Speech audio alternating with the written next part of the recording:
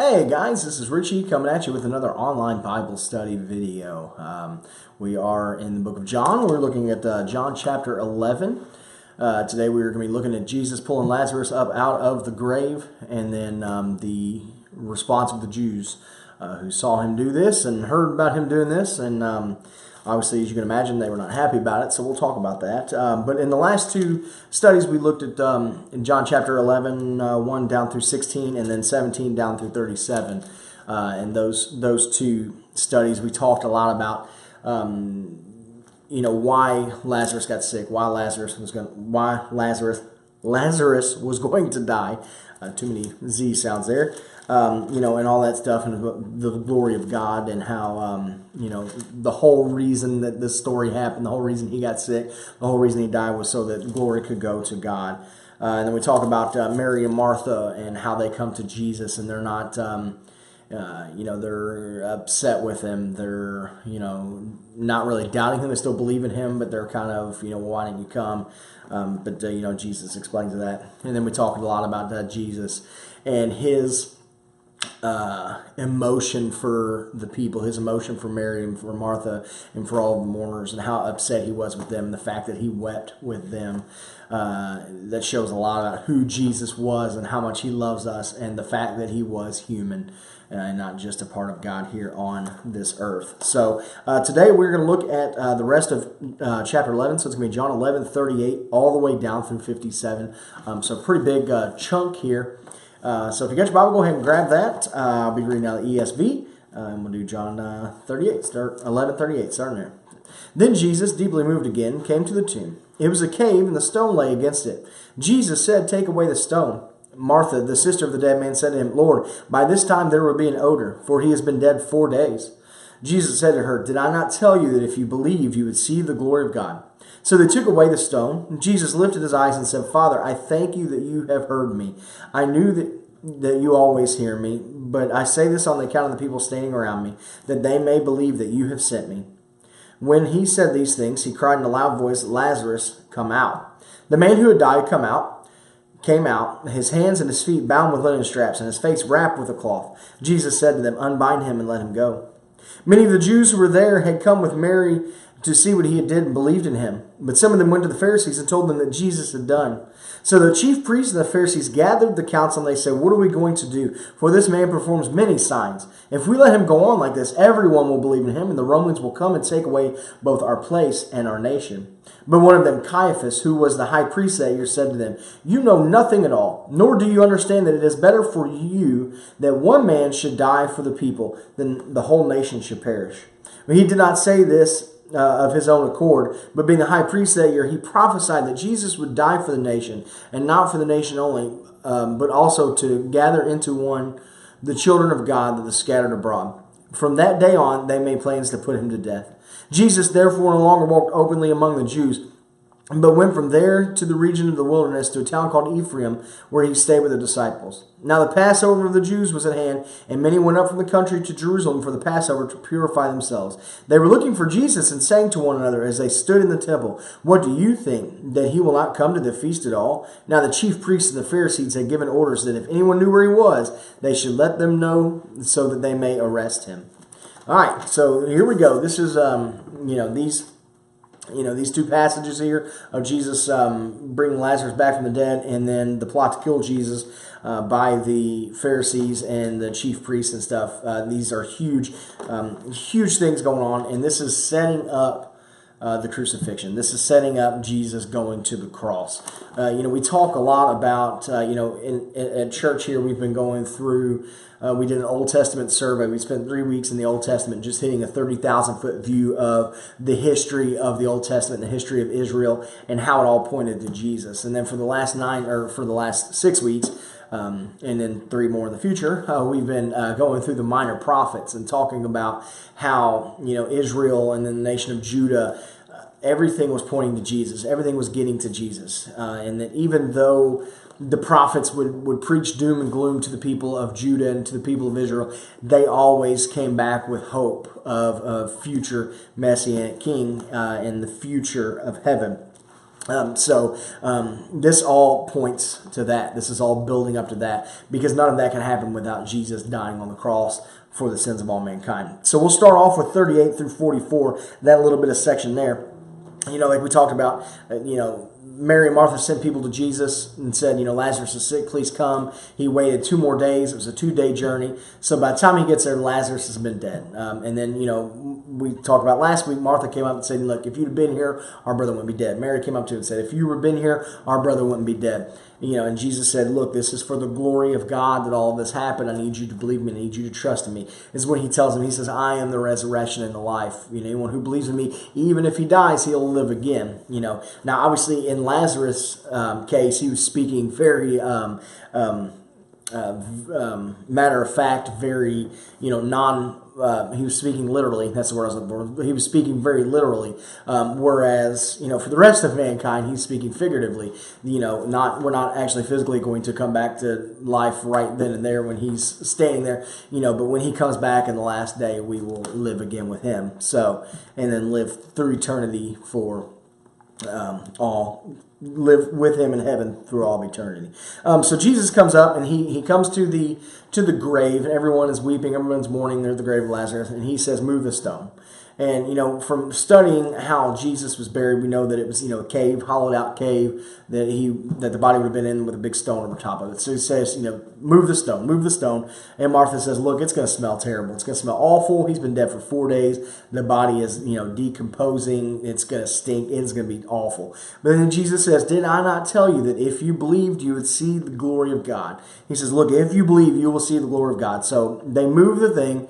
They move the stone, and he thanks God for it. It's about to happen. And he says in there, he says, I say this on the account of people staying around so that they may believe. And he talks about, I'm glad that you've heard me and yada, yada. And he's like, but obviously I know that you always hear me. I'm just saying this so they know where this is coming from. He's making sure 100% that all of the credit, all of the glory, and all of the praise from this event goes to God and not to him. So this is just Jesus showing humility to give the credit to God. So he says, Lazarus come out, and then Lazarus comes out, and he's in his grave clothes. We talked about that a couple lessons ago. So he's, all wrapped up like a mummy, and his face is all wrapped up. And he's like, unbind him and let him go. Now, for some reason, a lot happens between verse 44 and verse 45. And for some reason, John didn't leave any of that in there. He didn't talk about, what was the first thing Lazarus said to Jesus? What was the first thing that Mary and Martha said to Lazarus? What happened? What kind of party did they have after that? What was the reaction of the people around them? What was Mary's reaction? What was Martha's reaction? What were the disciples' reactions? There's a lot that we could have known there. They could have probably wrote, several more chapters just on the emotion of the people in there. And, but we don't have it. And, I wish we did, but we don't. But obviously, can you just imagine for a minute that you've been to the funeral, you've been to, mourned with the people, you're there with the sisters, they're upset because their brother's dead, and then all of a sudden here he comes walking out of the grave. He's supposed to be a decomposing corpse, yet here he is healthy and well. It would just have been an amazing thing. So then it says, many of the Jews who were there saw what he did and believed in him. You see that written a lot in the book of John and all of the Gospels, that, they see what Jesus did and they believe. So, it said, but some of them went to the Pharisees and told them what Jesus had done. So, these are faithful Jews going to the Pharisees because that's what they do. So then now they pull a council together. This is basically the Pharisees, the Sadducees, all of the priests. They bring the entire council together. These are this would be like a joint session of Congress in our democracy. We bring the entire House of Representatives, the entire Senate, the presidents, people are all there. And then, so they all come together, and then they start talking about, they're like, what are we going to do? If he keeps doing this, if he keeps saving people, bringing people back from the dead, healing blind people, healing lame people, healing deaf people, healing lepers, if he's doing all that stuff, now everyone's going to believe in him, and then we will lose our place and we will lose our nation. Now, what this is talking about is the Roman government had a practice that they did, and when they would come and take over nations, and they would come and take over people, they would let those people continue basically to do whatever they wanted to do. They could worship their own gods. They could, they would be their own people, but they would be under Roman rule, and they would pay taxes to Rome. That's basically how it was. Judea was under Roman rule, but it was still pretty much operating the same way as it always had, for good or worse. So basically what they're saying is, look, if everyone comes and every Jew now all of a sudden becomes a follower of this person, then now we are no longer this ruling class. We are no longer the rulers, the people in charge of this religious faction throughout all of Judea. So now we won't have our standing with Rome anymore. See, because Rome, what they would do is their procurator and the Roman governor would come to the council, to the high priest, the Sanhedrin, the Pharisees, and they would kind of be the go-between. They would be the people that they would go to. But obviously, if there are no more Jews because they've all converted to Christianity, even though it wasn't called Christianity yet, to followers of Christ, then they would lose their place in Rome. They would lose their place with the procurators and the governors, and they would no longer be what they are. So they're having a meeting. They're basically like, look, we got to get rid of this dude. We got to stop him, because he's going to take over and he's going to run everything. We got a good thing going. We're under Roman rule, and that's not great, but we are in charge. This faction of people, we are in charge. It says, but one of them, Caiaphas, this is in verse 49. This is huge and important, talking about the sovereignty of God and how man's ways are not God's ways. And it says, but one of them, Caiaphas, who was a high priest that year, said to them, you know nothing at all. And it says, nor do you understand that it is better for you that one man should die for the people, not that the whole nation should perish. Okay, so this is what he says. He says, look, it's better for one person to die than the whole nation perish. Which obviously, that makes sense. If you have, one sick person who's going to infect an entire city, if that one person is killed and taken care of, then the whole city stays healthy. Whereas if he's allowed to stay there, then he gets everyone sick and everyone dies. That makes sense. But then going on in verse 51, it says, he did not say this of his own accord, but being high priest that year, he prophesied that Jesus would die for the nations, and not just the nation only, but the ones gathered into the children of God who are scattered abroad. Okay, so basically it's saying, what this says here in John, it says that he didn't say that of his own accord. He prophesied that Jesus would die for the nation. See, but when Caiaphas said this, his thought process was that Jesus needed to die to save the Jewish people, from Jesus, from Rome, from going into this blasphemous apostasy type of religion of following this one man. But the way that God intended for that statement to be used, that it's better for one man to die than a whole nation to die, for a whole nation to suffer, should perish, was that it's better for Jesus to die on the cross to take the sins of all mankind, so that all mankind can go to heaven instead of down to hell. So basically, it says that he prophesied that Jesus would die for the nation, but not just for the nation, but for all of the people of the children of God who are scattered abroad. So when Caiaphas says these words, that it's better for one man should die for the people, for the whole nation should perish. He's talking about, he thinks he's talking about killing Jesus to stop the threat, but what he's really talking about is Jesus dying on the cross for our sins. And then verse 53 goes on to say, so from that day, they made plans to put him to death. Now, obviously, when we read this, that Caiaphas prophesied that Jesus would die for the nations, this wasn't Caiaphas saying he believed in Jesus. This wasn't him saying that he believed he was the Son of God and he was going to kill him so he could save mankind. No, this is obviously not where Caiaphas' heart is. If you read the rest of the Gospels and you read the rest of the story, which we will, the next 6 chapters of John, you'll see where Caiaphas' heart is, and that he really wanted to kill Jesus because he hated him.